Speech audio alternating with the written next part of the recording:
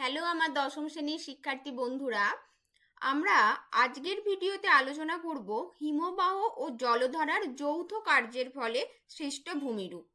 অর্থাৎ আমরা দেখেছিলাম কি হিমবাহ উচ্চ পার্বত্য অঞ্চলে একটা সময় জমাটবদ্ধ অবস্থায় থাকে, ঠিকই একটা লেভেল পর্যন্ত, একটা উচ্চতা পর্যন্ত, কিন্তু যখন কিছুটা পর্বতের পাদদেশীয় অঞ্চলে নেমে আসে সেখানে কি হয়, হিমবাহ গলতে শুরু করে। ফলস্বরূপ কি হয়, সেখানে ভূমিরূপ সৃষ্টিতে হিমবাহ এবং জলধারার যৌথ কার্য লক্ষ্য করা যায় এবং এগুলো বেসিক্যালি হিমবাহের সঞ্চয়জাত ভূমিরূপ হয়। কারণ কি, তোমরাই ভেবে দেখো, হিমবাহ ক্ষয় করতে করতে যখনই উচ্চ পার্বত্য অঞ্চল থেকে নেমে পর্বতের পাদদেশীয় অঞ্চলে এসে পৌঁছাবে, সেখানে কি হয়, হিমবাহের ক্ষয়জাত পদার্থগুলি অর্থাৎ নুড়ি, কাঁকড়, বালি, প্রস্তরখণ্ড এগুলো সঞ্চিত হতে থাকে।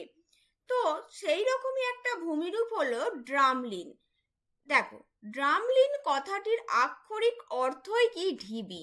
তাহলে এই টার্মটুকু মনে রাখলেই তোমরা ড্রামলিন কি এটি সহজেই লিখতে পারবে।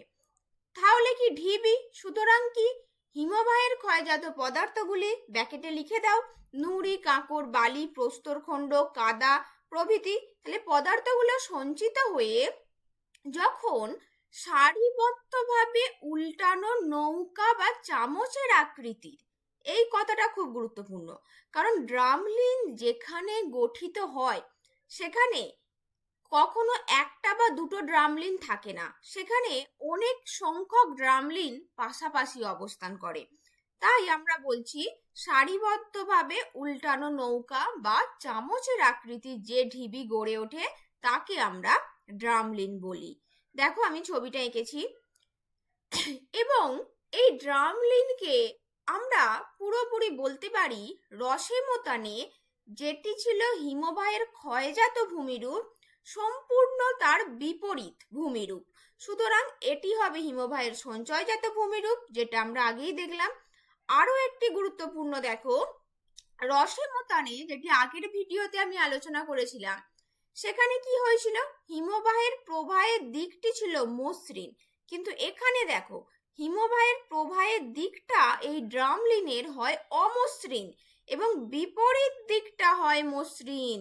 কিন্তু রসেমতানের হিমবাহের প্রবাহের বিপরীত দিকটা ছিল অমসৃণ, কিন্তু এখানে মসৃণ। তো তোমরা একটার বৈশিষ্ট্য মনে রাখলে আর একটার এমনিই পেয়ে যাবে, জাস্ট বিপরীত হয় এটুকু মনে রেখো। তাহলে ড্রামলিনের হিমবাহের প্রবাহের দিকটি অমসৃণ এবং বিপরীত দিকটি মসৃণ। এবং আরো একটি গুরুত্বপূর্ণ, যেটি তোমাদের এসএকিউ হিসাবেও আসে, সেটি হলো ড্রামলিন যেহেতু একসাথে অসংখ্য সারিবদ্ধভাবে অবস্থান করে, আমাদের সেই ভূমিরূপটাকে দেখলে মনে হয় যেন একটা ডিম ভর্তি ঝুড়ি ভূমিরূপ। তো এটা দিয়েও পরীক্ষায় আসে যে ডিম ভর্তি ঝুড়ির মতো ভূমিরূপ কোন ভূমিরূপকে বলা হয়, উত্তরটা ড্রামলিন।